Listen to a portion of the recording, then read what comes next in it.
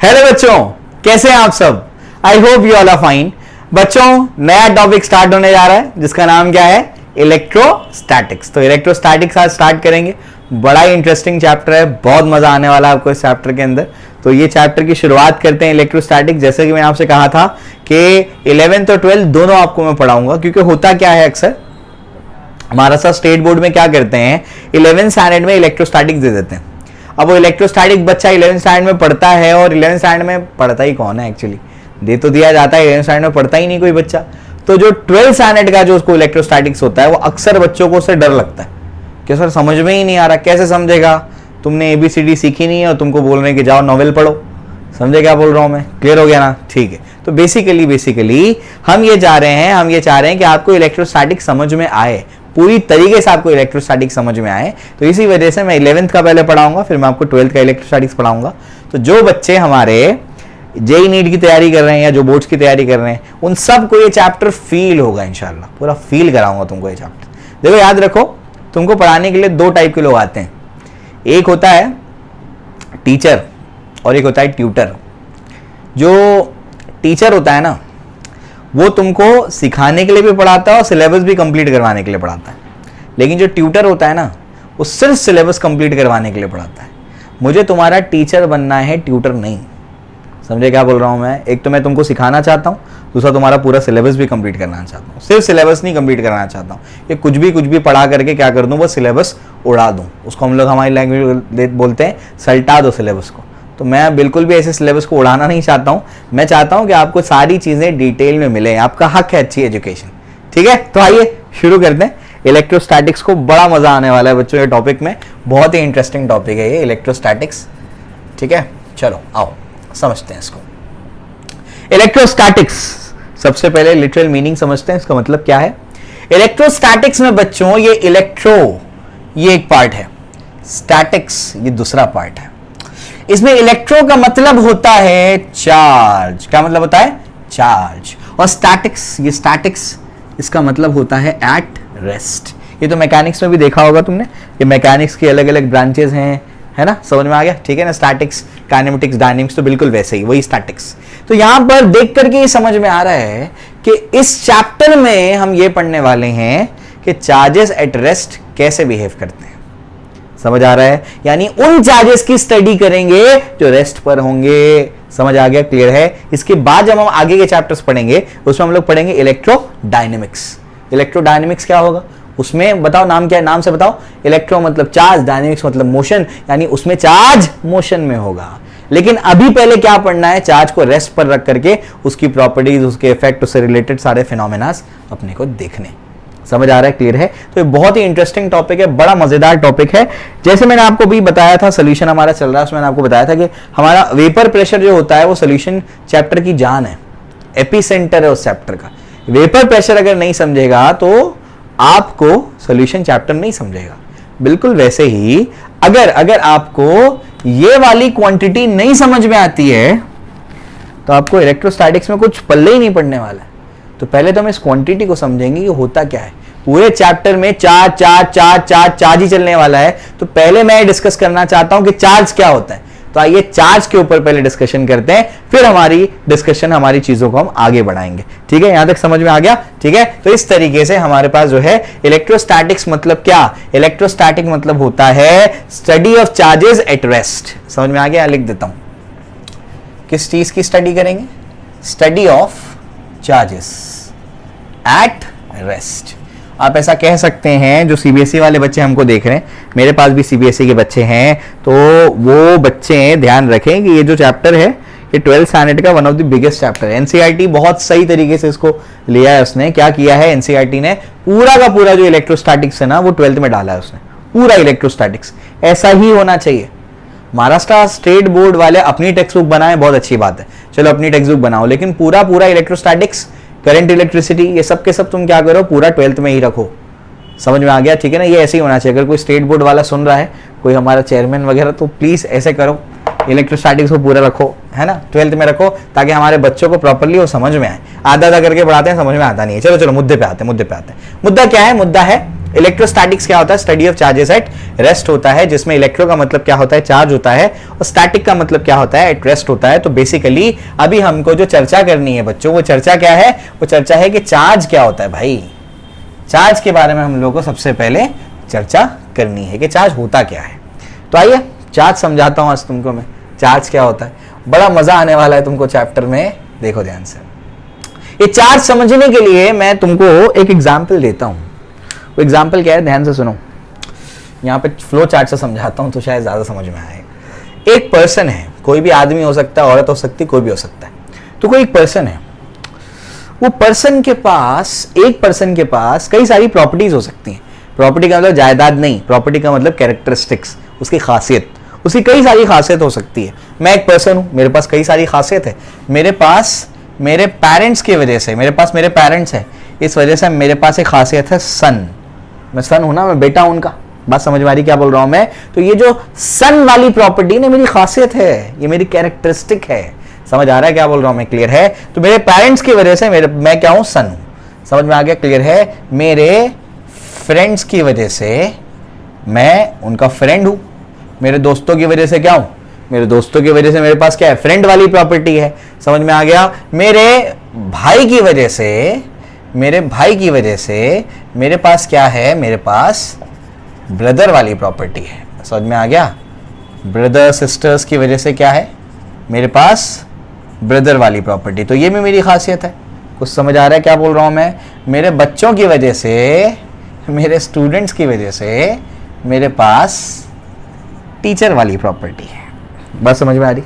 Clear ना? चलो भाई, तो मेरे पास अलग अलग टाइप की खासियत है। मेरे पास सन वाली प्रॉपर्टी है, ये मेरी खासियत है, सन वाली प्रॉपर्टी, फ्रेंड वाली प्रॉपर्टी, ब्रदर वाली प्रॉपर्टी, टीचर वाली प्रॉपर्टी। मेरे टीचर्स की वजह से, मैं भी तो स्टूडेंट हूं ना, हर टीचर हमेशा के लिए एक स्टूडेंट होता है, तो मेरी स्टूडेंट वाली प्रॉपर्टी। समझ आ गया? तो एक ही इंसान के पास कई सारी खासियत हो सकती है। समझ आ रहा है? ठीक है, चलो भाई, यहां तक तो समझ में आ गया। अब क्या, ये पेरेंट्स की वजह से सन वाली जो प्रॉपर्टी है, ये सन वाली प्रॉपर्टी होने की वजह से, यानी बेसिकली पेरेंट्स होने की वजह से क्या हो सकता है? बहुत सारे मेरे पास पावर्स आ सकते हैं। ये प्रॉपर्टी होने की वजह से मेरे पास खूबी आ सकती है। मतलब क्या पावर्स आ सकते हैं? कैसे पावर, वो समझाता हूं मैं। किस बारे में बात कर रहा हूं? फिजिकल मीनिंग पावर का नहीं ले रहा हूं मैं। फिजिक्स में जो पावर का, फोर्स इनटू वेलोसिटी, पावर मतलब हमारा जनरल मीनिंग। तो हमारे पास क्या आते हैं? पावर आते हैं। कैसे? पेरेंट्स वाली प्रॉपर्टी होने की वजह से, पेरेंट्स होने की वजह से सन वाली प्रॉपर्टी मेरे पास है, और ये होने की वजह से मेरी अपब्रिंगिंग अच्छी हो सकती है, आपकी अपब्रिंगिंग अच्छी हो सकती है। समझ आ रहा है क्या बोल रहा हूं मैं? तो ये मेरी खासियत है। समझे क्या बोल रहा हूं मैं? तो पेरेंट्स होने की वजह से मेरे पास सन वाली प्रॉपर्टी आई, और सन वाली प्रॉपर्टी होने की वजह से मेरे पास एक पावर है। क्या? अच्छी अपब्रिंगिंग का पावर है। अच्छे से अपब्रिंगिंग हुई है, मेरी परवरिश अच्छे से हुई है। समझ में आ गई? ये मेरा पावर है। फ्रेंड वाली प्रॉपर्टी होने की वजह से क्या? फ्रेंड्स की वजह से फ्रेंड वाली प्रॉपर्टी मेरे पास है। अगर मेरे पास फ्रेंड वाली प्रॉपर्टी है तो मैं क्या कर सकता हूं? बताओ। फ्रेंड वाली प्रॉपर्टी है तो मैं पार्टी कर सकता हूं। समझ आ रहा है क्या बोल रहा हूं मैं? वैकेशन पे जा सकता हूं। समझ आ रहा है क्या बोल रहा हूं मैं? क्रिकेट खेल सकता हूं, फुटबॉल खेल सकता हूं, कुछ भी कर सकता हूं। तो अगर फ्रेंड नहीं होंगे तो ये प्रॉपर्टी नहीं कर सकता हूं मैं। समझ आ रहा है क्या बोल रहा हूं मैं? अकेला कैसे क्रिकेट खेल लूंगा मैं? नहीं खेल सकता ना। तो ये प्रॉपर्टी होने की वजह से मेरे पास पावर्स आ जाते हैं। ये मेरे पावर्स हैं। कुछ समझ आ रहा है क्या बोल रहा हूं मैं? ठीक है ना? ब्रदर वाली प्रॉपर्टी होने की वजह से आपको एक सपोर्ट सिस्टम मिलता है। समझ आ गया? और भी बहुत सारे पावर्स आपको मिल सकते हैं, मैं कुछ कुछ पावर्स को गिना रहा हूं। तो एक आपका भाई है, बहन है, तो आपको सपोर्ट सिस्टम होता है, वो लोग आपकी हेल्प करते हैं। ठीक है ना? अब उसके बाद टीचर वाली प्रॉपर्टी होने की वजह से मैं क्या कर सकता हूं? बोलो भाई, तुमको डांट सकता हूं, तुमको अच्छा पढ़ा भी सकता हूं। समझ में आ गया? ठीक है ना? तो मेरे पास टीचर वाली प्रॉपर्टी होने की वजह से, ठीक है, गुड टीचर, टीचिंग, समझ में आ गया? ठीक है ना? गुड टीचिंग स्किल्स कह लो। तो टीचर वाली प्रॉपर्टी होने की वजह से मेरे पास पावर क्या है? गुड टीचिंग, या अच्छी टीचिंग मैं कर सकता हूं। कुछ समझ आ रहा है क्या बोल रहा हूं मैं? ठीक है ना? तो एक ही इंसान है, उसके पास कई सारी प्रॉपर्टीज हो सकती हैं। सन वाली प्रॉपर्टी, फ्रेंड वाली प्रॉपर्टी, ब्रदर वाली प्रॉपर्टी, टीचर वाली प्रॉपर्टी, स्टूडेंट वाली प्रॉपर्टी, कई सारी प्रॉपर्टी हो सकती है। और जो जो प्रॉपर्टीज है उसकी वजह से उसके पास क्या है? कुछ पावर्स आ सकते हैं। सन वाली प्रॉपर्टी है, इसका मतलब क्या? अच्छी अपब्रिंगिंग हो सकती है, और अच्छी अपब्रिंगिंग हुई है उसकी। और उसके बाद फ्रेंड वाली प्रॉपर्टी मतलब वो क्या कर सकता है? पार्टी कर सकता है, वेकेशन कर सकता है, क्रिकेट फुटबॉल खेल सकता है। ब्रदर वाली प्रॉपर्टी होने की वजह से उसके सपोर्ट सिस्टम है। स्टूडेंट वाली प्रॉपर्टी होने की, स्टूडेंट्स की वजह से टीचर वाली प्रॉपर्टी है, टीचर वाली प्रॉपर्टी की वजह से एक अच्छा टीचर बन सकता है। समझ आ गया? तो हर प्रॉपर्टी की वजह से उसके पास कुछ ना कुछ पावर आ जाता है, हर प्रॉपर्टी की वजह से उसके पास कुछ ना कुछ पावर आ जाता है। कुछ समझ आया? ठीक, ओके, आगे बढ़ते हैं। आगे क्या? आप बोलेंगे सर ये क्या पढ़ाने लग गए आप? अभी समझाता हूं मैं। चार्ज को तुम्हारे भेजे में घुसाना है ना मुझे, मैं हर टॉपिक को ऐसे ही पढ़ाता हूं डिटेल में, ताकि मजा आ जाए तुमको। आ जाओ, बहुत इंटरेस्टिंग है, मजा आने वाला है, बहुत जबरदस्त चैप्टर है। आओ देखो, अब इसके बाद जो है, इसके बाद हम आते हैं चार्ज पर। किस पे आ गए? चार्ज पर आ गए। चार्ज, या फिर ऐसे करो इसको थोड़ा सा और अच्छे से करते हैं। मान लो हम आ गए पार्टिकल पर। पार्टिकल जैसे इलेक्ट्रॉन हो गया, प्रोटॉन हो गया, न्यूट्रॉन हो गया, कोई भी एक पार्टिकल, कोई एक पार्टिकल ले लिया मैंने, इलेक्ट्रॉन ले लिया मान लो, या प्रोटॉन ले लिया, या न्यूट्रॉन ले लिया, कोई भी पार्टिकल। ठीक है, मान लो अभी प्रोटॉन की बात कर रहे हैं, ठीक है ना। तो पार्टिकल जो एक होता है, जैसे एक पर्सन था वैसे एक पार्टिकल है। एक पर्सन के पास कई सारी प्रॉपर्टी हो सकती है, बिल्कुल वैसे ही एक पार्टिकल के पास, जैसे मान लो प्रोटॉन, उसके पास भी कई सारी प्रॉपर्टीज हो सकती हैं, वो उसकी खासियत हो सकती है। लेकिन हमारे सिलेबस में अपने को सिर्फ दो प्रॉपर्टीज के बारे में डिस्कस करना है। कौन सी दो प्रॉपर्टीज है? वो दो प्रॉपर्टीज में से एक प्रॉपर्टी है मास और दूसरी प्रॉपर्टी है चार्ज। समझ आ रहा है क्या बोल रहा हूं मैं? क्लियर है? तो यही चीज आपको समझनी है कि जो आपका पार्टिकल है, कोई भी पार्टिकल हो सकता है, आपका प्रोटॉन, न्यूट्रॉन या इलेक्ट्रॉन। अभी न्यूट्रॉन की बात करेंगे तो वहां पर उसके पास एक प्रॉपर्टी नहीं है, ठीक है, बताऊंगा मैं। तो पार्टिकल जो है हमारे पास, मान लो अभी मैं प्रोटॉन की बात कर रहा हूं, तो प्रोटॉन के पास दो टाइप की प्रॉपर्टी है। एक प्रॉपर्टी उसकी मास है और दूसरी प्रॉपर्टी उसकी चार्ज है। समझ आ रहा है? कितना इंटरेस्टिंग है। एक पर्सन के पास कई सारी प्रॉपर्टी हो सकती है, वैसे ही एक पार्टिकल के पास कई सारी प्रॉपर्टी हो सकती है। लेकिन हमारे सिलेबस में सिर्फ दो प्रॉपर्टी पढ़नी है, एक मास एक चार्ज। यानी यहां से एक बात तो समझ में आ गई कि जो चार्ज है वो प्रॉपर्टी ऑफ पार्टिकल है, और पार्टिकल तो मैटर है, तो इस वजह से हम कहेंगे चार्ज क्या है? Property of matter. और मास भी क्या है? Property of matter. तो आज के बाद अगर तुमको कोई पूछेगा कि चार्ज क्या है, तो क्या बोलोगे? It's a property of matter. समझ आ रहा है क्या बोल रहा हूं मैं? मैटर यानी मटेरियल पार्टिकल, मटेरियल पार्टिकल यानी क्या? Proton, neutron, electron. समझ में आ गया? लेकिन न्यूट्रॉन के पास चार्ज वाली प्रॉपर्टी नहीं होती है, ध्यान रखना, ठीक है ना। चलो अभी तो कोई पार्टिकल के पास भी कई सारी प्रॉपर्टीज हो सकती हैं, जिसमें से एक का नाम अपन ने क्या रखा? मास, और दूसरे का नाम क्या है? चार्ज। समझ में आ गया? अब मैंने आपसे क्या कहा था कि मैं एक पर्सन था, मेरे पास अलग अलग प्रॉपर्टीज थी, और हर प्रॉपर्टी की वजह से मेरे पास कुछ ना कुछ पावर आ रहा था। समझे? मैं कुछ ना कुछ कर सकता था वो प्रॉपर्टी की हेल्प से, है ना। चलो भाई, मुझे कुछ ना कुछ फायदा होता था उससे। तो पार्टिकल के पास मास वाली प्रॉपर्टी है, और मास वाली प्रॉपर्टी की वजह से इसको क्या फायदा होता है? इसको फायदा ये होता है कि पार्टिकल में भार आता है। भार यानी क्या? वजन। भार मतलब क्या? वजन। ये प्रॉपर्टी होने की वजह से पार्टिकल में वजन आता है, मास। समझ आ रहा है क्या बोल रहा हूं मैं? भार आता है, वजन आता है। चार्ज वाली प्रॉपर्टी होने की वजह से क्या होता है? चार्ज वाली प्रॉपर्टी अगर किसी पार्टिकल के पास है, तो वो पार्टिकल दूसरे पार्टिकल पे अट्रैक्टिव या रिपल्सिव फोर्स लगा सकता है। समझ आ रहा है क्या बोल रहा हूं मैं? ठीक। तो चार्ज वाली प्रॉपर्टी होने की वजह से इट कैन एक्सर्ट, मतलब पार्टिकल कैन एक्सर्ट अट्रैक्टिव और repulsive forces on other particles. समझ में आ रहा है क्या बोल रहा हूं मैं? क्लियर है? तो मास और चार्ज क्या हो गया? ये दोनों के दोनों क्या हो गए? Property of matter.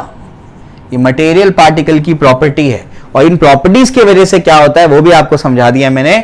मास वाली प्रॉपर्टी की वजह से क्या होता है? मास वाली प्रॉपर्टी की वजह से पार्टिकल में भार आता है, वजन आता है। और चार्ज वाली प्रॉपर्टी की वजह से एक चार्ज पार्टिकल दूसरे चार्ज पार्टिकल पे क्या कर सकता है? फोर्स लगा सकता है, इलेक्ट्रिको मैग्नेटिक इफेक्ट्स, रेडिएशंस प्रोड्यूस कर सकता है। समझ आ रहा है क्या बोल रहा हूं मैं? क्लियर है? तो यही आपको समझना है। तो आज के बाद अगर आपको कोई पूछेगा कि चार्ज क्या है, तो आप क्या बोलोगे? It's a property of matter. ये मैटर की प्रॉपर्टी होती है। मैटर मतलब मटेरियल। Proton, electron, neutron. समझ आ रहा है? न्यूट्रॉन के पास चार्ज वाली प्रॉपर्टी नहीं होती, सिर्फ मास होता है, उस पर न्यूट्रल होता है ना।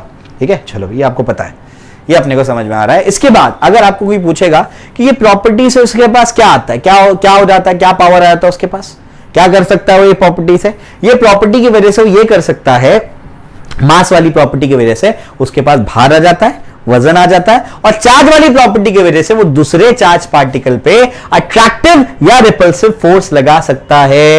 ये आप बचपन से सीखते आ रहे हैं, दो लाइक चार्जेस रिपल करेंगे, अनलाइक चार्जेस अट्रैक्ट करेंगे, बात समझ में आ गई। तो it's a very important point कि चार्ज क्या होता है, it's a property of matter. क्या होता है charge? It's a property of matter, ये मैटर की प्रॉपर्टी होती है। बात समझ में आ गई, कोई दिक्कत नहीं। डिटेल में तुमको बताया मैंने कि चार्ज क्या चीज होती है, समझे, क्लियर हो गया। तो प्रॉब्लम ये हो जाती है ना कि बच्चों को जब चार्ज बताया जाता है ना इलेक्ट्रोस्टैटिक्स पढ़ाते वक्त, मुझे भी ऐसे ही बताया जाता था कि चार्ज क्या है, तो ये चार्ज, इसको चार्ज बोलते हैं। नहीं भाई, ये चार्ज नहीं है, ये तो हमने एक सिंबल बना दिया, एक डायग्रामेटिक रिप्रेजेंटेशन है ये, समझ आ रहा है कि बोर्ड पे इसको ऐसे रिप्रेजेंट करेंगे। चार्ज क्या है कोई समझाता ही नहीं है। तो कई सारी किताबें मैंने पढ़ी, तो उसके बाद उसको सब में से जमा करते मैंने एक आपके सामने एक पिक्चर बना करके आपको दे दिया कि चार्ज बेसिकली क्या है, it's a property of matter. समझ में आई बात, क्लियर हो गया, ठीक है ना। चलो भाई, तो ये डिटेल में तुमको मैंने एक्सप्लेन कर दिया कि चार्ज क्या चीज होती है, ये प्रॉपर्टी होती है और ये क्या करता है, दूसरे चार्ज पार्टिकल पे अट्रैक्टिव या रिपल्सिव फोर्स लगा सकता है। आई होप मैंने बहुत डिटेल में कवर किया चार्ज को, तो आज के बाद चार्ज को लेकर के कंफ्यूज नहीं होने का बच्चों, समझे, क्लियर है। अभी मैं इंपॉर्टेंट पॉइंट्स पे आऊंगा, सारे जो बहुत अहम पॉइंट्स हैं चार्ज से रिलेटेड, वो सब मैं यहां पर कवर कर लूंगा, ठीक है ना, क्लियर हो गया। तो आइए इसको हम लोग डिस्कस करते हैं, ठीक। तो किताबों में अक्सर लिखा हुआ होता है कि आपका जो प्रॉपर्टीज ऑफ चार्जेस हैं ये लिखा हुआ होता है। मैं उससे इत्तेफाक नहीं रखता हूं किताबों से, मैं सैकड़ों रेफरेंसेस पढ़ता हूं, मैं इसलिए इत्तेफाक नहीं रखता हूं उससे क्योंकि चार्ज खुद एक प्रॉपर्टी है। तो प्रॉपर्टीज ऑफ प्रॉपर्टी ये नहीं होना चाहिए, ऐसा होना चाहिए इंपॉर्टेंट पॉइंट्स रिगार्डिंग चार्ज। समझ आ रहा है क्या बोल रहा हूं मैं? चार्ज से रिलेटेड इंपॉर्टेंट पॉइंट्स क्या होते हैं, मैं आपको वो बताने की अब कोशिश करूंगा। तो इंपॉर्टेंट पॉइंट्स रिगार्डिंग चार्जेस, समझ में आ गया। चार्ज से रिलेटेड इंपॉर्टेंट पॉइंट्स जो हैं वो सब मैं कवर करूंगा, देखिए आप लोगों भी ध्यान से, ठीक है। चलिए भाई शुरू करते हैं। आइए, सबसे पहला इंपॉर्टेंट पॉइंट होगा, इट्स अ स्केलर क्वांटिटी। बच्चों कैसी क्वांटिटी है ये? It's a scalar quantity. जो आपका चार्ज होता है, चार्ज एक स्केलर क्वांटिटी होता है। स्केलर मतलब क्या? जिसके डिस्क्रिप्शन के लिए सिर्फ मैग्नीट्यूड की रिक्वायरमेंट होती है। समझ आ रहा है क्या बोल रहा हूं मैं? सिर्फ मैग्नीट्यूड की रिक्वायरमेंट होती है, उसमें डायरेक्शन की रिक्वायरमेंट नहीं होती है, इस वजह से वो क्या है, स्केलर क्वांटिटी। ये आपको याद रखना है, ठीक है। ये जो पॉइंट्स मैं आपको लिखा रहा हूं ये एक्सपेरिमेंट्स के बेसिस पे हमको मिला है। आपने मुझे बताओ, आप चार्ज देख पाएंगे क्या? आप चार्ज देख पाते हैं क्या? अरे आप चार्ज नहीं देख सकते। क्यों नहीं देख सकते? कोई मुझे बोलेगा जरा अपनी सन वाली प्रॉपर्टी बताओ, कैसे बताऊंगा? मेरी खासियत है वो नहीं बता सकता मैं उसको। तो अगर कोई पार्टिकल को बोले इलेक्ट्रॉन, चलो चार्ज वाली प्रॉपर्टी बताओ, तो कैसे बताएगा? अरे उसकी खासियत है वो। समझ आ रहा है क्या बोल रहा हूं मैं? तो आप देख नहीं सकते चार्ज को, चार्ज प्रॉपर्टी है। समझ आ रहा है क्या बोल रहा हूं मैं? क्लियर है, ठीक है ना। इसको बोलो चलो मास वाली प्रॉपर्टी बताओ, ये नहीं बता सकता ना, उसकी प्रॉपर्टी है, वो वजन है ना, ठीक है, उसकी वजह से वजन आ गया इसके पास, ठीक है। अच्छा ये भी बात है कि वो प्रॉपर्टी आई कहां से? तो जवाब ये है कि हमको उसके बारे में नहीं पता, ये प्रॉपर्टीज आई कहां से। किसी इसके पास मास है, इसके पार्टिकल्स के पास क्या है, मास है, तो वजन आ रहा है इसके अंदर, भार आ रहा है। आई कहां, मास कहां से आया, हमको इसके बारे में नहीं पता। एक बहुत बड़ा एक्सपेरिमेंट हुआ था अभी कुछ साल पहले, इसको कहते हैं LHC, लार्ज हेड्रॉन कोलाइडर। उसका बेसिस ही यही था, उसका उद्देश्य जो था ना, एम यही था कि ये पता करना कि मास आया कहां से। समझ आ गया? हमको नहीं पता कि मास कहां से आया, हमको नहीं पता कि चार्ज वाली प्रॉपर्टी कहां से आई, सन वाली प्रॉपर्टी कहां से आई थी, पेरेंट्स आई थी। समझ आ रहा है क्या बोल रहा हूं मैं? तो आपने देखा होगा पार्टिकल में जो सेकेंड वाला पार्ट था ना वो गायब था, क्योंकि हमको पता नहीं था उसका सोर्स क्या है। हमको नहीं पता कि वो चीजें आई कहां से। ऐसी बहुत सारी चीजें हैं जो हमको नहीं पता है, बहुत चीजें हैं ऐसी। समझ आ रहा है क्या बोल रहा हूं मैं? एग्जांपल दे दूं, एग्जांपल बता देता हूं मैं। हमको जो दिखता है ना बच्चों, हमारी जो विजिबल रेंज है वो बहुत ही कम है, बहुत ही कम विजिबल रेंज होती है हमारी, हमको बहुत चीजें नहीं दिखती हैं। अब जैसे एग्जाम्पल के तौर पे आप अपने फोन के सिग्नल एग्जिस्ट करते नहीं करते? करते हैं, तभी तो तुम बात कर पाते हो। देखा कभी तुमने? नहीं देखा तुमने। समझ आ रहा है? ऐसी बहुत सारी चीजें जो हमको नहीं दिखाई देती। अब हमारी विजिबल रेंज है ना बहुत कम है। अब विजिबल रेंज क्यों कम है, इसका हमारे पास कोई जवाब नहीं है। मेरे टीचर बीआरसी साइंटिस्ट हैं, हम बहुत डिस्कशन करते थे उसके ऊपर। तो सर बोलते थे कि बायोलॉजी वाले बड़े बकवास करते हैं उस पर। क्या बोलते हैं बायोलॉजी वाले बुरा नहीं माने, ठीक है, लेकिन हम फिजिसिस्ट जो होते हैं हम बहुत इनडेप्थ जाकर के चीज़ों के साथ में डिस्कशन करते हैं। तो सर बोलते थे कि बायोलॉजी वाले बोलेंगे कि ये सेल है, रॉड सेल है ना, फलाना है ना, डिमका है, और उसके अंदर क्या है, वो पर्टिकुलर सेल वो पर्टिकुलर लाइट के लिए सेंसिटिव होती है। बोले सब बकवास बात है, एक्चुअली हमको पता ही नहीं है, एक्चुअली हम जानते ही नहीं है कि हमको इतनी रेंज ही क्यों दिखती है, हम नहीं जानते इसके बारे में। ऐसी बहुत सारी चीजें जो हम नहीं जानते। तो पार्टिकल के पास चार्ज वाली प्रॉपर्टी क्यों है या मास वाली प्रॉपर्टी क्यों है, कहां से आई है, हम नहीं जानते, हमको नहीं पता उसके बारे में, नहीं पता, दिमाग नहीं खपाने का अपने को अभी फिलहाल जो है दिया है सिलेबस में, उसके बारे में डिस्कशन करना है, ठीक है। चलो भाई, तो it's a scalar quantity, scalar quantity होती है, ये समझ में आ गया। सेकेंड चीज क्या है इसमें, मैं आपको ये बताता हूं, चार्ज इज क्वांटाइज्ड। क्या कह रहा हूं मैं आपसे कह रहा हूं चार्ज इज क्वांटाइज्ड। क्वांटाइज्ड का मतलब समझता है तुम लोग को, क्वांटाइज्ड क्या होता है? क्वांटाइज्ड मतलब ये होता है कि स्पेसिफिक वैल्यू लेना, कोई भी वैल्यू नहीं ले लेना। कुछ ऐसी फिजिकल क्वांटिटीज होती हैं जो स्पेसिफिक वैल्यू लेती हैं, जो कोई भी वैल्यू नहीं ले सकती। एग्जाम्पल के तौर पे एक क्लास में मान लो 5 स्टूडेंट्स है, या नंबर ऑफ स्टूडेंट्स की अगर बात कर लें तो नंबर ऑफ स्टूडेंट्स क्या हो सकते हैं, 5 हो सकते हैं, 10 हो सकते हैं, 12 हो सकते हैं, 20 हो सकते हैं, 50 हो सकते हैं, 100 हो सकते हैं, 1000 हो सकते हैं। 5.5 स्टूडेंट हो सकता है क्या? नहीं हो सकता। समझ में आ गया? 11.25 स्टूडेंट नहीं हो सकता, 10.15 स्टूडेंट नहीं हो सकता। कुछ समझ आ रहा है? ठीक है ना। तो नंबर ऑफ स्टूडेंट जो होंगे वो स्पेसिफिक होंगे, या तो 1 या तो 2 या तो 3 या तो 4। कुछ समझ आ रहा है क्या बोल रहा हूं मैं? 1 और 2 के बीच का कोई वैल्यू नहीं ले सकता वो, समझे? तो नंबर ऑफ स्टूडेंट्स क्या है? क्वांटाइज्ड है, वो स्पेसिफिक वैल्यू ही ले सकता है। बिल्कुल वैसे ही चार्ज का जो वैल्यू है ना वो भी क्वांटाइज्ड है। कितना होता है? The value of charge E is 1.6 into 10⁻⁻19 coulomb. समझ में आ गया? ये क्या है? SI यूनिट है। ये चार्ज का क्या है? ये SI यूनिट। कूलम क्या है? SI unit of charge. यही बता देता हूं मैं, ये चार्ज का SI यूनिट है। क्लियर हो गया? ठीक है ना। तो ये अपने पास है जो कि क्या होता है, जो क्वांटाइज्ड वैल्यू होती है, यानी क्वांटा। क्वांटा मतलब क्या होता है? किसी भी चीज का सबसे छोटा पार्ट, उसको क्या बोलते हैं? क्वांटा बोलते हैं। समझ आ रहा है क्या बोल रहा हूं मैं? क्लियर है? लाइट का क्वांटा फोटोन, लाइट का सबसे छोटा पार्टिकल फोटोन। समझ में आ गया? लिविंग बॉडी का सबसे छोटा पार्ट आपका यूनिट सेल, यूनिट सेल बोल रहा हूं, सेल। समझ में आ गया? यूनिट सेल तो हमारे केमिस्ट्री में हो गया। क्या आपका सेल? सेल क्या है? क्वांटा है। समझ आ रही बात क्या बोल रहा हूं मैं? किसी भी लिविंग बॉडी का सबसे छोटा पार्ट क्या होता है? जो जिंदा है वो क्या आपका सेल होता है। समझ आ रहा है क्या बोल रहा हूं? किसी भी चीज का सबसे छोटा पार्ट क्या होगा? आपका क्वांटा कहलाएगा। तो चार्ज का सबसे छोटा जो पार्ट होता है वो क्या है? ये है 1.6 into 10⁻⁻19 कूलम, ये है। और कूलम क्या है? SI यूनिट ऑफ चार्ज है। और भी यूनिट्स होते हैं, ESU इलेक्ट्रोस्टैटिक यूनिट, या फैराडे। समझ में आ गया? और भी यूनिट्स होते हैं ESU, इसको क्या कहते हैं? Electrostatic unit. समझ आ गया? या आपका फैराडे, फैराडे भी होता है। और फैराडे क्या होता है? 1 फैराडे इज 96500 कूलम होता है। समझ में आ रहा है क्या बोल रहा हूं मैं? तो अलग अलग यूनिट बता दिए मैंने, लेकिन खास करके क्या इस्तेमाल होगा? कूलम ही ज्यादा इस्तेमाल होगा। समझ में आ गया? तो अगर कोई बॉडी पे चार्ज है, कोई पार्टिकल पे चार्ज है, तो ये या तो इतना होगा, या तो उसका 2 गुना होगा, या तो 3 गुना होगा, या तो 4 गुना, 5 गुना, 6 गुना। कुछ समझ आ रहा है क्या बोल रहा हूं मैं? तो चार्ज जो होगा वो इसके मल्टीपल में ही होगा। समझ आ गया? इसके बीच का कोई भी वैल्यू नहीं ले सकता हो। समझे क्या बोल रहा हूं मैं? क्लियर है? तो इसकी जो कंडीशन है इसको बोलते हैं क्वांटाइजेशन कंडीशन। तो Q is equals two plus और माइनस NE, और N क्या है? Integers 1 2 3 and so on. कुछ समझ आ गया? तो कंडीशन ऑफ क्वांटाइजेशन क्या है? Q is equals two plus और माइनस NE। याद रखेंगे आप लोग, ये चार्ज क्या होता है? क्वांटाइज्ड होता है। चार्ज कोई भी वैल्यू नहीं ले सकता, वो स्पेसिफिक वैल्यू ही ले सकता है। समझ में आ गई बात? क्लियर है? चलो भाई, ये भी अपने को समझ में आ गया। तो 2 पॉइंट्स हम लोगों को क्लियर हो गए होंगे। आ जाओ, यूनिट के बारे में भी समझा दिया। यूनिट याद रखना, उसका इंपॉर्टेंट है, यूनिट वगैरह भी काम आएगा अपने को। ठीक है, चलो भाई, ये भी हो गया। अब क्या, मुझे जगह चाहिए इसलिए ऐसे रब कर रहा हूँ। तुम उसके प्रॉपर नोट्स बनाते रहना। नोट्स उनको प्रोवाइड करूंगा, लेकिन खुद के नोट्स बनाओगे तो ज़्यादा बेटर है। वैसे अगर लेक्चर ध्यान से सुनते हो ना, नोट्स बनाते हो प्रॉपरली, तो तुमको लेक्चर में ही सारी चीज़ें याद हो जाएंगी।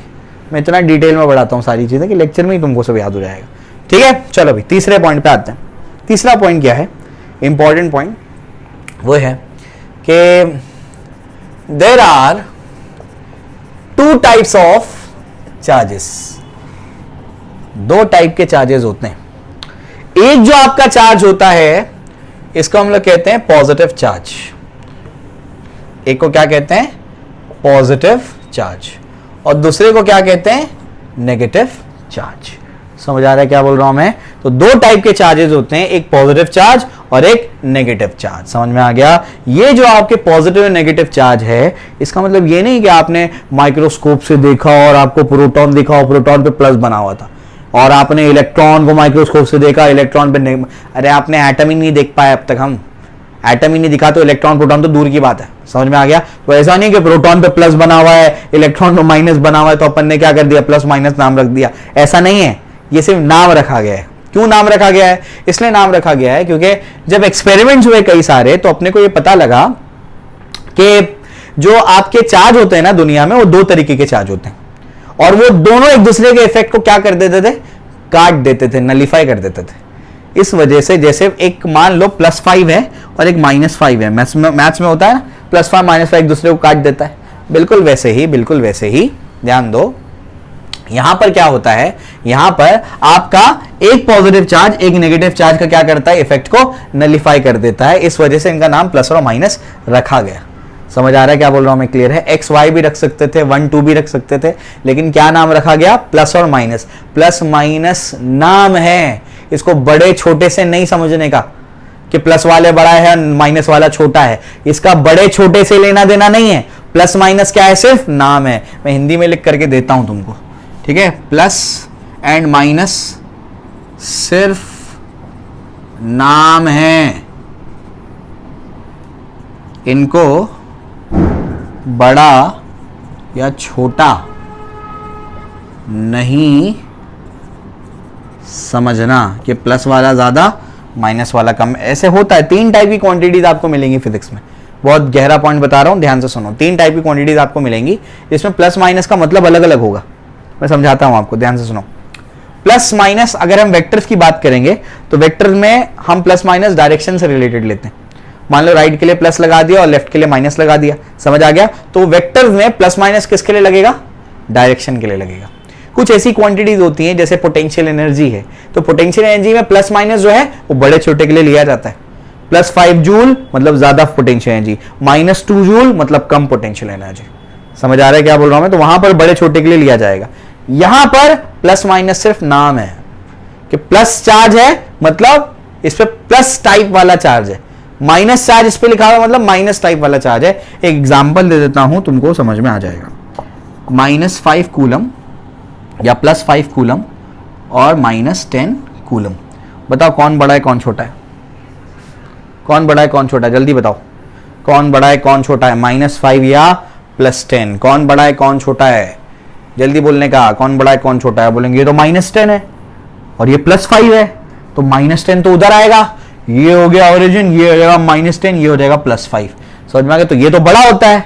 गलत कॉन्सेप्ट, ये नंबर लाइन नहीं है बेटा, तुम नंबर्स के साथ में डील नहीं कर रहे हो, ये चार्ज के बारे में बात हो रही है। यहां पर इसका ये मतलब है कि इस पे ये पॉजिटिव वाला चार्ज है जो कि 5 है, और ये नेगेटिव वाला चार्ज है जो कि 10 है। तो ज्यादा मैग्नीट्यूड किसका है? 10 का, ये बड़ा है। समझ आ गया? -10 कूलम ज्यादा है, क्यों? उसका मैग्नीट्यूड क्या है? 10, इसका मैग्नीट्यूड क्या है? 5। ये कौन सा है? ये माइनस वाला, जो माइनस वाला चार्ज है ना, उसका 10 कूलम है।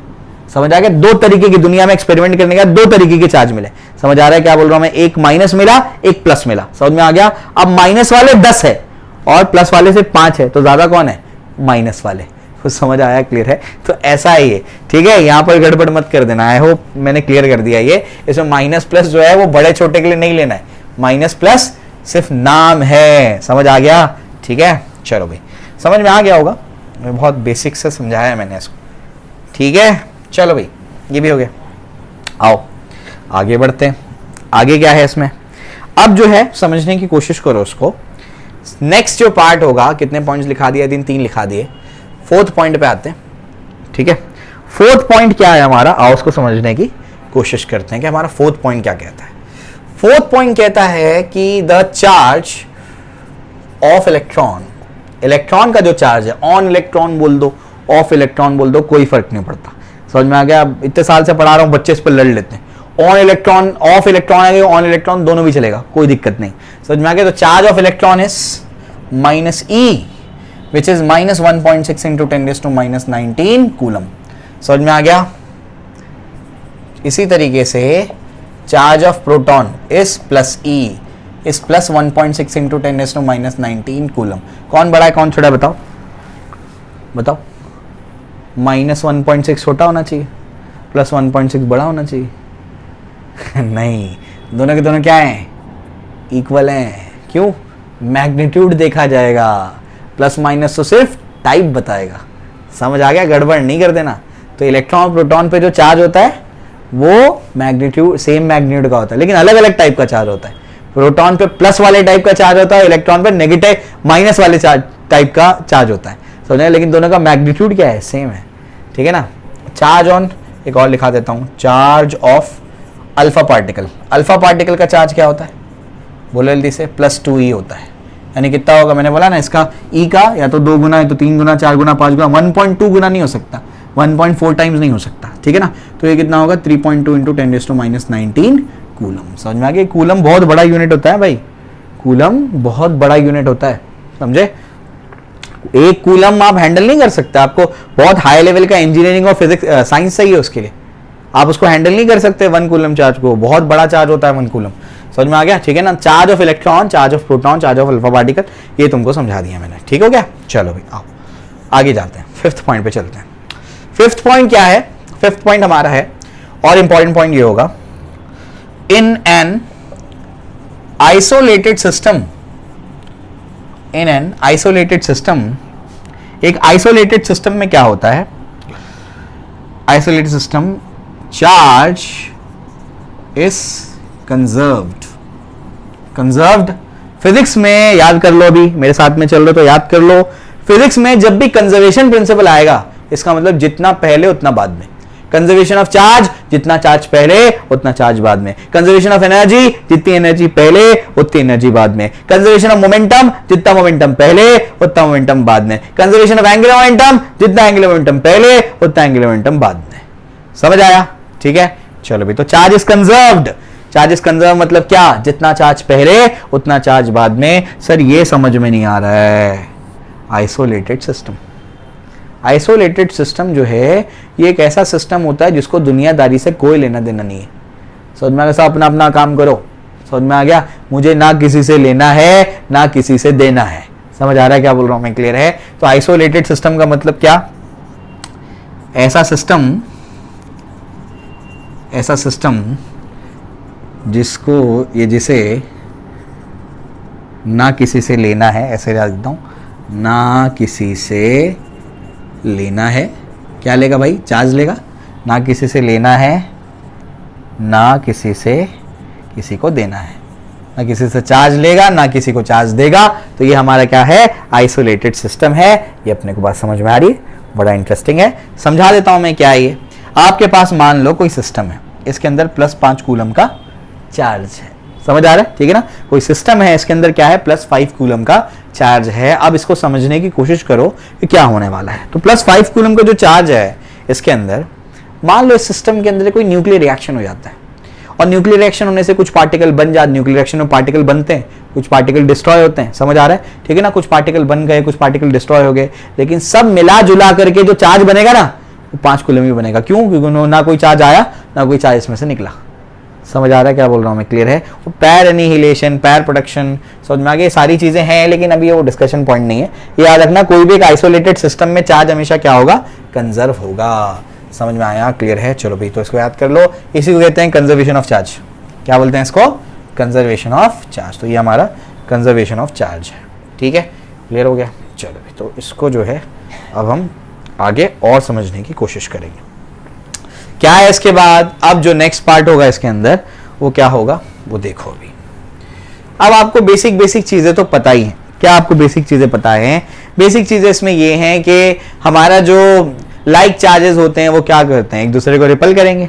अनलाइक चार्जेस क्या करेंगे? एक दूसरे को अट्रैक्ट करेंगे, ये तो अपने को पता ही है, तो उसके बारे में डिस्कशन कर लेते हैं। कितने पॉइंट हो गए? 6 पॉइंट हो गए शायद। 7th पॉइंट लिखते हैं। 7th पॉइंट क्या है, दिख रहा है ना तुम लोग को? थोड़ा नीचे लिख दूं, यहां से लिखते हैं, ठीक है। तो 7th पॉइंट हमारा क्या कहता है? 7th पॉइंट हमारा कहता है कि जो हमारे लाइक चार्जेस हैं वो क्या करते हैं? Like charges ripple each other and unlike charges attract each other. समझ में आ गया? अनलाइक चार्जेस क्या करेंगे? एक दूसरे को अट्रैक्ट करेंगे, और लाइक चार्जेस क्या करेंगे? एक दूसरे को रिपल करेंगे। समझ में आ गया? क्लियर है? इसमें कुछ चीजें, ये तो आपने पहले से ही पढ़ा हुआ है, ठीक है ना। यहां पर आपको याद क्या रखना है? यहां पर याद ये रखना है कि ये जो पॉइंट्स हैं ये सिर्फ पॉइंट पार्टिकल्स पे अप्लाइड है। ध्यान से सुनना। अब बोलेंगे सर ये तो हमने पहले भी पढ़ा था। हाँ, तुमने पहले भी पढ़ा था, लेकिन एक स्टेप तुमको ऊपर लेकर के जाना है, तो तुम बचपन से पढ़ते आ रहे हो। तो 11th 12th में आकर के नया क्या पढ़ रहे हो तुम अभी? समझ आ रहा है क्या बोल रहा हूँ मैं? क्लियर है ना? तो यहाँ पर नया ये पढ़ोगे कि ये जो पॉइंट है ये सिर्फ पॉइंट पार्टिकल्स के लिए अप्लाइड है। समझ आ रहा है क्या बोल रहा हूँ मैं? क्लियर है? ऐसा भी होगा कि हमारे पास कुछ लाइक चार्जेस वाले एक दूसरे को क्या करेंगे? अट्रैक्ट कर लेंगे। मैं आपको बताता हूँ कैसे होता है वो, देखो ध्यान से, अभी समझाता हूँ मैं। एक न्यूट्रल बॉडी दूसरी बॉडी को अट्रैक्ट कर सकती है, भी समझाता हूँ। तो ये जो पॉइंट है, this point is valid only for point particles. Point particles किसे कहते हैं? पॉइंट पार्टिकल्स का मतलब होता है बच्चों, पॉइंट पार्टिकल्स का मतलब होता है ऐसे पार्टिकल्स जिनका लेंथ, ब्रेड्थ और हाइट सबके सब 0 है। समझ में आ गया ना? लेंथ है ना, ब्रेड्थ है ना, हाइट है, ऐसे पार्टिकल्स को अपन क्या कहते हैं? ऐसे पार्टिकल्स को हम लोग कहते हैं पॉइंट पार्टिकल्स। समझ में आ गया? क्लियर है? तो ये चीज आपको याद रखनी है कि ऐसे पार्टिकल्स क्या कहलाते हैं? पॉइंट पार्टिकल्स कहलाते हैं। समझ में आ गया? ठीक है ना? सिर्फ पॉइंट पार्टिकल्स के लिए अप्लाइड है। तो इसको भी थोड़ा सा बता दूं मैं। जैसे आपके पास पॉइंट पार्टिकल है कोई पॉजिटिव, कोई पॉइंट पार्टिकल है आपके पास फिर से पॉजिटिव, तो ये दोनों एक दूसरे को क्या करेंगे? ऐसे रिपल करेंगे। समझ आ रहा है क्या बोल रहा हूं मैं? ये भी फोर्स लगेगा, ये भी फोर्स, और ये एक्शन रिएक्शन पैर होते हैं। कैसे होते हैं ये? एक्शन रिएक्शन पैर। समझ में आ गया? फिर यहां पर भी मान लो ये भी एक दूसरे को, ये नेगेटिव है, ये भी नेगेटिव है, दोनों एक दूसरे को क्या करेंगे? फोर्स से रिपल करेंगे। ये भी क्या है? एक्शन रिएक्शन पैर है। समझ में आया? क्लियर है? ये ऐसे हो गया आपका। समझ में आती बात? क्लियर है? फिर अगर एक पॉजिटिव है, एक पॉजिटिव चार्ज है, एक नेगेटिव चार्ज है, तो ये पॉजिटिव और नेगेटिव एक दूसरे को क्या करेंगे? अट्रैक्ट करेंगे। समझ में आ गया? फोर्स से अट्रैक्ट करेंगे। समझे? क्लियर है? ठीक। तो इस तरीके से वही एक्शन रिएक्शन पैर है ये भी, ठीक है। तो इस तरीके से ये आपका पॉइंट हो गया। अब मैं आगे वाले पॉइंट पे आऊँगा जो कि बहुत अहम पॉइंट है, वो मैं आपको समझाने की अब कोशिश करता हूँ, ठीक है। आई होप ये आपको समझ में आ गया होगा, ठीक है। बॉडी पे बात नहीं कर रहा हूँ मैं, अभी बॉडी के ऊपर मैं बात करूंगा कि बॉडी क्या कहती है, बॉडी के लिए क्या है।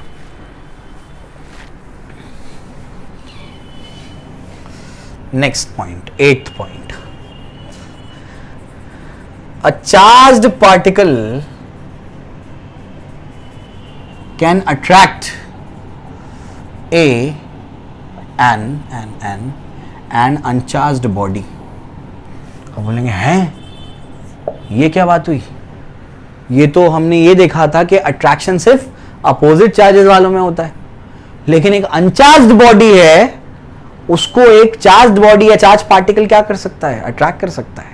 समझ में आ गया? चार्ज पार्टिकल बोल दो या बॉडी बोल दो, समझ आ रहा है क्या बोल रहा हूं मैं? क्लियर है? ठीक है ना? तो उसको क्या कर सकता है? ये अनचार्ज बॉडी को अट्रैक्ट कर सकता है, ठीक है। चलो भाई, तो ये दोनों के लिए अप्लाइड है, पार्टिकल पे भी बॉडी पे। मैं समझाता हूं। मान लो आपके पास एक पॉजिटिव चार्ज है, ठीक है ना, चार्ज्ड पार्टिकल है ये, क्या आपके पास चार्ज्ड पार्टिकल है, समझे? क्लियर हो गया? ये आपके पास चार्ज्ड पार्टिकल है, और यहां पर आपके पास कोई बॉडी है। ये कैसी बॉडी है बच्चों? ये अनचार्ज्ड बॉडी है। ध्यान से सुनना मैं क्या बोल रहा हूं, ये सब पॉइंट्स तुमको कहीं यूट्यूब पे नहीं मिलने वाले। समझ में आ गया? बहुत ही अंदर के पॉइंट्स निकाल करके बता रहा हूं, अच्छी अच्छी किताबों के। समझ में आ गया? क्लियर है? ये आपके पास क्या है? Uncharged body. अनचार्ज बॉडी का मतलब क्या होता है बच्चों? अनचार्ज बॉडी का मतलब होता है कि इसके पास जितने पॉजिटिव चार्ज है उतने ही क्या है? नेगेटिव चार्ज है। समझ आ रहा है? 1 2 3 4, 4 पॉजिटिव 4 नेगेटिव मान लिया, तो उसके पास ऐसा नहीं चार्ज नहीं है, चार्ज है, लेकिन जितने पॉजिटिव है उतने नेगेटिव है। समझ आया? अब क्या ये जो आपका है ये चार्ज्ड पार्टिकल, इस पे चार्ज अपन ने क्या माना, प्लस माना, और ये तो अनचार्ज्ड बॉडी है, इस पे तो कोई चार्ज नहीं है, नेट चार्ज जीरो है, चार्ज है लेकिन नेट चार्ज क्या है, टोटल क्या है, जीरो। अब ये पॉजिटिवली चार्ज पार्टिकल क्या करेगा, इसके नेगेटिव चार्जेस को अपनी तरफ खींचेगा। इसका मतलब ये होगा कि नेगेटिव चार्जेस अपनी तरफ खींचेगा और ये पॉजिटिव इसके पॉजिटिव को क्या कर देगा, रिपल कर देगा। तो यहां पर कुछ ऐसी सिचुएशन बन जाएगी कि यहां पर जो 4 नेगेटिव थे वो इधर आ गए और जो 4 पॉजिटिव थे वो उधर चले गए। क्यों? पॉजिटिव एक दूसरे को रिपल करेंगे और पॉजिटिव नेगेटिव एक दूसरे को अट्रैक्ट करेंगे। तो ये क्या कर रहा है, इस पे यहां पर फोर्स लगा रहा है। समझ आ गया? ये फोर्स लगा रहा है, ये वाला फोर्स लग रहा है, ये वाला फोर्स लग रहा है, अट्रैक्टिव फोर्स, ये इस पर अट्रैक्टिव फोर्स लगा रहा है, उस पर रिपल्सिव फोर्स भी लग रहा है, लेकिन रिपल्सिव फोर्स कम है as compare to attractive force, दूर है, डिस्टेंस ज्यादा है। समझ आ रहा है क्या बोल रहा हूं मैं? क्लियर है? बॉडी कैसी थी? अनचार्ज थी। पार्टिकल कैसा था? चार्ज था। तो एक चार्ज पार्टिकल ने क्या कर दिया, अनचार्ज्ड बॉडी पे क्या कर दिया, अट्रैक्टिव फोर्स लगा दिया। ये पॉसिबल है। समझ आ रहा है? क्लियर है? आगे जाकर के बहुत इंपॉर्टेंट चीज बताऊंगा मैं। चार्ज पार्टिकल या फिर body can attract an uncharged body. ये जो फिनोमेना हुआ है ना, चार्जेस का अलग अलग होना है, इसको बोलते हैं पोलराइजेशन। क्या बोलते हैं इसको? पोलराइजेशन। बहुत डिटेल में पढ़ाऊंगा आगे जाकर के, बड़ा मजा आने वाला है। क्लियर हो गया? तो ये तो पार्टिकल का केस हो गया, charge particle. Second case discuss करते हैं, अचार्ज्ड बॉडी। चार्ज्ड बॉडी, एक बॉडी तुम्हारे पास है जिसके पास क्या है, जिसके पास मान लो पॉजिटिव चार्ज है, मतलब सरफेस पे होता है वो पॉजिटिव चार्ज। तो ये क्या है, अभी तुमको समझाने के लिए, ये क्या है, चार्ज्ड बॉडी। ठीक है? और ये बच्चों क्या है, ये आपका अनचार्ज्ड बॉडी, ये आपकी अनचार्ज्ड बॉडी। समझ आ गया? अनचार्ज बॉडी मतलब क्या, जितने पॉजिटिव उतने नेगेटिव। मान लो 4 पॉजिटिव 4 नेगेटिव, तो ये पॉजिटिव क्या करेगा, वो 4 नेगेटिव को खींचेगा और 4 पॉजिटिव को क्या कर देगा, रिपल कर देगा। तो इधर पे क्या लगाएगा, अट्रैक्टिव फोर्स, उधर पे थोड़ा सा क्या लगेगा, रिपल्सिव फोर्स। तो कर रहा है ना अट्रैक्ट। समझे? एक चार्ज्ड बॉडी ने एक अनचार्ज बॉडी को क्या कर लिया, अट्रैक्ट कर लिया। तो ये भी पॉसिबल है कि एक चार्ज्ड बॉडी क्या करे, एक अनचार्ज बॉडी को क्या कर ले, अट्रैक्ट कर ले। ये पॉसिबल है। समझ आया? ठीक है ना? चलो भाई, तो ये समझ में आ गया। इसका स्क्रीनशॉट ले लो, फटाफट इसको कॉपी करो। इसमें बहुत इंपॉर्टेंट चीज है ये जो मैंने आपको बताई है। ठीक है? क्लियर है? याद रखना है इसको। ठीक है ना? चलो भाई, इसके बाद क्या, आगे चलते हैं, 9th पॉइंट पढ़ते हैं इससे रिलेटेड। भी 8 पॉइंट तो बता दिए, आओ 9वें पॉइंट पे लेकर चलता हूं मैं। तो हमने ये पढ़ा कि कोई चार्ज पार्टिकल या चार्ज बॉडी एक अनचार्ज बॉडी को अट्रैक्ट कर सकती है। तो उल्टा भी हो सकता है क्या? वाइस वर्सा क्यों नहीं लिखा मैंने? क्या उल्टा हो सकता है कि पहले क्या बोला मैंने, एक चार्ज पार्टिकल या चार्ज बॉडी क्या करती है, अनचार्ज बॉडी को क्या कर सकती है, अट्रैक्ट कर सकती है। तो क्या एक अनचार्ज बॉडी, क्या कोई चार्ज पार्टिकल, क्या अनचार्ज बॉडी किसी चार्ज पार्टिकल को क्या कर सकती है, अट्रैक्ट कर सकती है? समझ आ रहा है? क्लियर है? तो आइए इसको समझने की कोशिश करते हैं। ठीक है ना? इसको देखो, 9th आई थिंक पॉइंट है ये। तो ये क्या है, ए चार्ज्ड बॉडी या पार्टिकल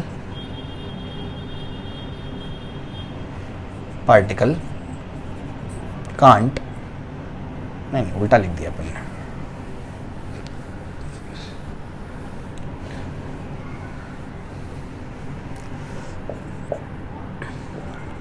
an uncharged body या particle can't attract a charged body। समझ आ रहा है क्या बोल रहा हूं मैं? एक अनचार्ज बॉडी या पार्टिकल जो है वो एक चार्ज बॉडी को अट्रैक्ट नहीं कर सकता। ठीक है ना? चार्ज पार्टिकल या body can't attract an uncharged particle. समझ में आ गया? ठीक है ना? चलो भाई, तो क्या लिखा है अपन ने, एक बार फिर से स्टेटमेंट में सही कर दूं, स्टेटमेंट सही कर देते हैं। स्टेटमेंट आएगा, अ चार्ज पार्टिकल और body, a charged particle or body can't attract an uncharged particle।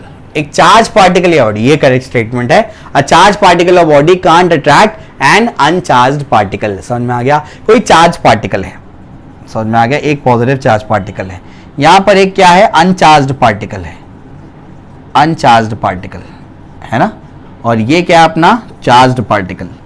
तो चार्ज पार्टिकल जो है वो अनचार्ज को अट्रैक्ट नहीं कर सकता। क्यों नहीं कर सकता? अरे भाई अगर हम चाहते हैं ये पोलराइज हो तो उसका कुछ तो कुछ साइज होनी चाहिए, इसका तो कुछ साइज ही नहीं है।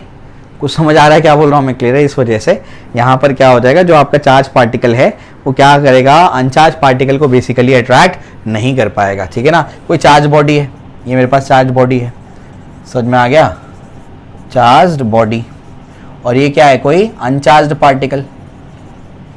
समझे? अगर हम चाहते हैं कि ये इसको खींचे, ये इसको खींचे, तो इसका साइज होना चाहिए ना, तभी तो खींचेगा। कुछ साइज ही नहीं है उसका तो क्या खींचेगा? वो खींचेगा ही नहीं, पोलराइजेशन नहीं होगा। पोलराइजेशन नहीं होगा इसका मतलब क्या, यहां पर वो उसको अट्रैक्ट नहीं कर सकता। तो कोई चार्ज पार्टिकल या चार्ज बॉडी के अनचार्ज पार्टिकल को अट्रैक्ट नहीं कर सकता। कुछ समझ आया? क्लियर है? चलो भाई, तो ये अपने को समझ में आ गया। ठीक है, तो वहां पर क्या बोला था मैंने, कोई चार्ज पार्टिकल या चार्ज बॉडी एक अनचार्ज बॉडी को क्या कर सकते हैं, अट्रैक्ट कर सकते हैं। वो अनचार्ज बॉडी लिया था, यहां पर क्या लिया, अनचार्ज पार्टिकल लिया। ध्यान रखना, तो अनचार्ज पार्टिकल को अट्रैक्ट नहीं कर सकते। ठीक है, चलो समझ में आ गया।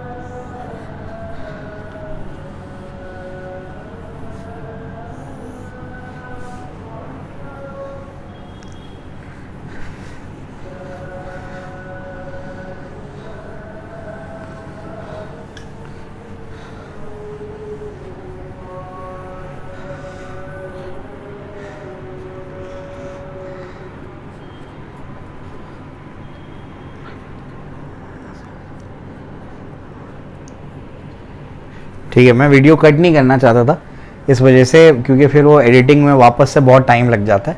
मैं पूरा वन शॉट एक साथ रिकॉर्ड करके यहाँ पर देना चाहता था, तो जो बीच का पार्ट है उसको आप आगे बढ़ा करके देखें। ठीक है, उसमें मैंने पॉइंट्स लिख दिए हैं, वो पॉइंट्स आप लिख लीजिएगा। Mass can exist without charge but charge can not exist without mass. इसका मतलब क्या है? इसका मतलब ये है कि जो आपका मास है वो चार्ज के साथ एग्जिस्ट कर सकता है, लेकिन चार्ज मतलब क्या है, मतलब बताता हूं। मतलब ये है, जैसे आपके पास क्या है, न्यूट्रॉन है, न्यूट्रॉन के पास क्या है, मास है लेकिन चार्ज नहीं है। इसके पास मास है लेकिन चार्ज नहीं है। समझ में आ गया? यानी क्या, किसी पार्टिकल के पास मास तो होगा ही होगा, चार्ज हो या ना हो ये पॉसिबल है, हो भी सकता है नहीं भी हो सकता है। समझ में आया? क्लियर है? तो अपने पास ऐसा कोई पार्टिकल अब तक नहीं मिला जिसके पास चार्ज होता है लेकिन मास नहीं होता है। समझ आ रहा है क्या बोल रहा हूं मैं? क्लियर है? तो याद रखना कि मास हो सकता है, चार्ज नहीं है, कोई बात नहीं। देखो न्यूट्रॉन के पास मास है, चार्ज नहीं है, पॉसिबल है, लेकिन ऐसा नहीं हो सकता कि चार्ज और मास नहीं है। ऐसा अपने को कोई पार्टिकल मिला ही नहीं है कि इसके पास सिर्फ चार्ज है लेकिन इसके पास मास नहीं है। समझ आया? क्लियर है? चलो भाई, अपने को समझता है। ठीक, उसके बाद क्या, चार्ज इज रिलेटिविस्टिकली इनवेरिएंट। चार्ज जो है रिलेटिविस्टिकली इनवेरिएंट है। रिलेटिविटी एक टॉपिक है आइंस्टाइन का डेवलप किया हुआ। यूनिवर्सिटी में मेरे सबसे ज़्यादा मार्क्स थे ग्रेजुएशन में रिलेटिविटी पे। बड़ा इंटरेस्टिंग सब्जेक्ट है, कभी मौका मिले तो पढ़ाऊंगा मैं यूट्यूब पे रिलेटिविटी, बड़ा मज़ा आता है उसको पढ़ते हुए। तो रिलेटिविटी में सारी चीज़ें किस पे भागती हैं, 3 × 10⁸ मीटर पर सेकेंड यानी वेलोसिटी ऑफ लाइट पे भागती हैं। समझ में आ गया? तो ये वेलोसिटी ऑफ लाइट पे भागेगी कोई चीज़, तो रिलेटिविटी ये कहती है कि बॉडी का मास चेंज हो जाता है, प्रॉपर्टी बदलती है बॉडी की। समझ आ गया? मास बढ़ना शुरू हो जाता है। जब कोई बॉडी वेलोसिटी ऑफ लाइट से भागना शुरू कर देगा तो उसका मास बढ़ना शुरू हो जाता है। तो अगर मास बढ़ रहा है तो मास एक प्रॉपर्टी है, तो दूसरी प्रॉपर्टी क्या है पार्टिकल की, चार्ज। तो क्या स्पीड के साथ में चार्ज वाली प्रॉपर्टी भी चेंज होती है? आंसर है नहीं।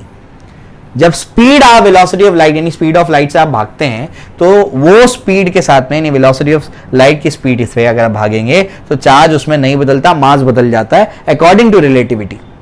मास बदलेगा लेकिन चार्ज नहीं बदलेगा। समझ में आ गया? क्लियर है? ये आपको बताया गया। उसके बाद क्या, चार्ज क्या क्या प्रोड्यूस कर सकता है, electric field, magnetic field, radiation सब प्रोड्यूस कर सकता है, लेकिन कंडीशंस है, सबकी कंडीशंस है, कौन सी चीज कब प्रोड्यूस करेगा वो आप लोग को बता देता हूं मैं भी। ठीक है? क्लियर है? सब इंपॉर्टेंट पॉइंट्स जो है ना, जो आप लोगों को काम आएंगे आगे, वो सब मैंने यहाँ पर कवर कर लिया है। ठीक है? अभी देखो इक्का दुक्का ही पॉइंट बचे, ऑलमोस्ट सब हो चुका है, ऑलमोस्ट सब हो चुका है। अब यहाँ पर आपका चार्ज है, यानी टाइप ऑफ चार्ज, चार्ज कैसा है, स्टेशनरी है, कैसा है। यहाँ पर जो है इलेक्ट्रिक फील्ड, यहाँ पर होगा अपना मैग्नेटिक फील्ड, और यहाँ पर होगा अपना इलेक्ट्रोमैग्नेटिक रेडिएशंस। समझे? तो ये चार्ज कब कब कौन कौन सी चीज प्रोड्यूस करेगा वो आपको बता रहा हूं मैं। तो टाइप ऑफ चार्ज में सबसे पहला आपका है स्टेशनरी चार्ज। सबसे पहला क्या है? Stationary charge. तो आपके पास स्टेशनरी चार्ज है। उसके बाद सेकेंड जो टाइप का चार्ज होगा वो होगा charge moving with constant velocity. वो चार्ज जो कांस्टेंट वेलोसिटी से मूव कर रहा है। समझ आ रहा है क्या बोल रहा हूं मैं? क्लियर है? उसके बाद क्या, तीसरी चीज चार्ज एक्सेलरेटिंग चार्ज, शॉर्ट में लिख देते हैं, क्या होगा? Accelerating charge. तो ऐसा चार्ज जो क्या कर रहा है? एक्सेलरेट कर रहा है। समझ में आ गया? क्लियर है? तो stationary charge, charge moving with constant velocity, और तीसरा क्या है? Accelerating charge. जो स्टेशनरी चार्ज होता है ना बच्चों, वो सिर्फ इलेक्ट्रिक फील्ड बनाता है, मैग्नेटिक फील्ड और इलेक्ट्रोमैग्नेटिक रेडिएशन एमिट नहीं करता है। समझ आ गया? बहुत अच्छा टेबल बना करके दे रहा हूं। और जो आपका वो चार्ज जो कांस्टेंट वेलोसिटी से मूव कर रहा है ना बच्चों, वो इलेक्ट्रिक फील्ड भी बनाता है और मैग्नेटिक फील्ड भी बनाता है, इलेक्ट्रोमैग्नेटिक रेडिएशंस नहीं वो एमिट करेगा। समझ में आ गया? जो एक्सेलरेटिंग चार्ज होता है वो इलेक्ट्रिक फील्ड भी बनाएगा, मैग्नेटिक फील्ड भी बनाएगा और इलेक्ट्रोमैग्नेटिक रेडिएशंस भी एमिट करेगा। समझ आया? क्लियर है? तो ये टेबल पूरा सम अप कर देता है आपके सिलेबस में जो जो आपको पढ़ना है बेसिकली। तो याद रखो, स्टेशनरी चार्ज से इलेक्ट्रिक फील्ड बनाएगा, जो चार्ज कांस्टेंट वेलोसिटी से मूव कर रहा है वो इलेक्ट्रिक फील्ड, मैग्नेटिक फील्ड दोनों बनाएगा, और वो चार्ज जो एक्सेलरेट कर रहा है वो इलेक्ट्रिक फील्ड भी बनाएगा, मैग्नेटिक फील्ड भी बनाएगा और रेडिएशन भी एमिट करेगा। समझ में आ गया? क्लियर है? तो ये चीज ये आपको याद होनी चाहिए। क्लियर हो गया? ये चीज आपने पढ़ी भी है, एक्सेलरेटिंग चार्ज आपने एटॉमिक स्ट्रक्चर के 11th में पढ़ा है। तो उसमें इलेक्ट्रॉन क्या करता है? न्यूक्लियस के आसपास क्या करता है? रिवॉल्व करता है ऐसे। तो इलेक्ट्रॉन क्या है? देखो ये कैसा है, फोर्स इस डायरेक्शन में, फोर्स इस डायरेक्शन में, फिर फोर्स इस डायरेक्शन में, सर्कुलर मोशन। सर्कुलर मोशन हमेशा क्या होता है, एक्सेलरेटेड मोशन। तो इलेक्ट्रॉन क्या करता है, एनर्जी लूज करता जाता है। यही तो पॉइंट था नील बोर का। इलेक्ट्रॉन अगर एक्सेलरेट कर रहा है मतलब एनर्जी रेडिएट करेगा, एनर्जी रेडिएट करेगा तो ऐसा टाइम आएगा कि इलेक्ट्रॉन की एनर्जी खत्म हो जाएगी, इलेक्ट्रॉन क्या करेगा, न्यूक्लियस के अंदर गिर जाएगा, मॉडल ही कोलैप्स हो गया। समझे? एटॉमिक स्ट्रक्चर पढ़ाऊंगा तो देखना, 11th वालों को पढ़ाऊंगा बेसिकली वो। अच्छा तुमको भी तो पढ़ाना है ना, मॉडर्न फिजिक्स तो पढ़ाना ही है तुमको। ये देखो हाथ में डस्टर रखे मैं इससे पूछ रहा हूँ, लो आओ। तो यहां पर हमारे पास अब क्या है, अब इक्का दुक्का चीजें बच गई, ऑलमोस्ट सारे इंपॉर्टेंट पॉइंट्स कवर कर लिए मैंने। कौन सा पॉइंट था, आई थिंक 11th था या 12th था, याद नहीं मुझे। आप अपने हिसाब से पॉइंट देख लेना जो मैंने लिखा हुआ है, ठीक है। 11th पॉइंट लिख रहा हूं मैं। ये जो चार्जिंग का प्रोसेस है ये क्या होता है, ये पहले आपको थोड़ा सा समझा देता हूं। तो प्रोसेस ऑफ चार्जिंग जो होता है उसमें एक बॉडी को दूसरी बॉडी को अपन रब करते हैं।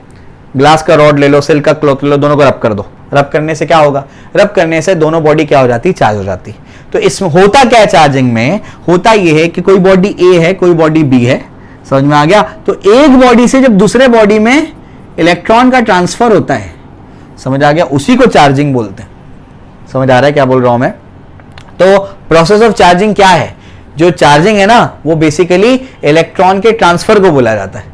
समझ आ रहा है क्या बोल रहा हूं मैं, क्लियर है। तो चार्जिंग मतलब क्या, the process of transfer of electron is called as charging. समझ में आ गया। तो याद रखना चार्जिंग क्या होता है, यहां शॉर्ट में लिख देता हूं मैं। चार्जिंग कैसा प्रोसेस है, चार्जिंग होता है process of transfer of electrons from one body to another body. एक बॉडी से दूसरी बॉडी में जब क्या होता है, इलेक्ट्रॉन ट्रांसफर होता है, तो हम उसको क्या कहते हैं, हम उसको चार्जिंग वाला प्रोसेस कहते हैं। समझ में आ गया। तो यही वाला 11th वाला मान लो पॉइंट है। क्या पॉइंट है, ये कहता है if a body is negatively charged, कोई बॉडी अगर नेगेटिवली चार्ज है, नेगेटिवली चार्ज मतलब क्या, उस पे इलेक्ट्रॉन आया है, समझ में आ गया, उस पे इलेक्ट्रॉन आया है, देन इट्स मास इंक्रीजेस। ये समझा, नेगेटिवली चार्ज है मतलब इस पे से इलेक्ट्रॉन निकल के इस पे आया है, तो ये क्या हो जाएगा, नेगेटिवली चार्ज। अब इलेक्ट्रॉन का कुछ ना कुछ तो मास होगा ना, तो समझ आ रहा है, इसका मतलब उसका मास क्या होगा, बढ़ जाएगा। समझे, क्लियर है। तो उसका मास क्या हो जाता है, बढ़ जाता है, ठीक है ना। एंड वाइसे वर्सा, यहां लिख देता हूं सीधा, वाइसे वर्सा। वाइसे वर्सा मतलब क्या, अगर कोई बॉडी पॉजिटिवली चार्ज है तो उसका मास क्या हो जाएगा, कम हो जाएगा, क्योंकि उससे इलेक्ट्रॉन निकला है ना, तो कुछ मास निकल गया तो उसका मास क्या हो जाएगा, कम हो जाएगा। तो if a body is positively charge then its mass decreases. वो आप लोग कर लेना, समझ में आ गया, क्लियर है। तो मैंने आई थिंक सारे इंपॉर्टेंट पॉइंट्स कवर कर लिए। तो और अगर कुछ रिक्वायर्ड होंगे, कुछ अगर बच गए होंगे तो मैं आपको आगे आने वाले लेक्चर्स में करा दूंगा। तो आई होप आपको लेक्चर पसंद आया होगा, बहुत डिटेल में मैंने कवर करने की इसको कोशिश की है। तो देखिए, बताइए लेक्चर कैसा लगा, अच्छा लगा, बुरा लगा, कमेंट सेक्शन में हमको बताइए, और अपने दोस्तों के साथ में इसको शेयर करिए। आप बस बने रहिए, आपको बहुत मजा आने वाला है चैप्टर में। ये पूरा का पूरा चैप्टर अपन फील करते हुए पढ़ेंगे। लोग बोलते हैं ना इलेक्ट्रोस्टैटिक्स फील नहीं हुआ, अरे फील हुआ इलेक्ट्रोस्टैटिक्स तुमको इंशाल्लाह, ठीक है, क्लियर है। चलिए, तो ऑल दी बेस्ट, अच्छे से पढ़िए, अपने दोस्तों के साथ शेयर करिए और हमको सपोर्ट करिए। Thank you.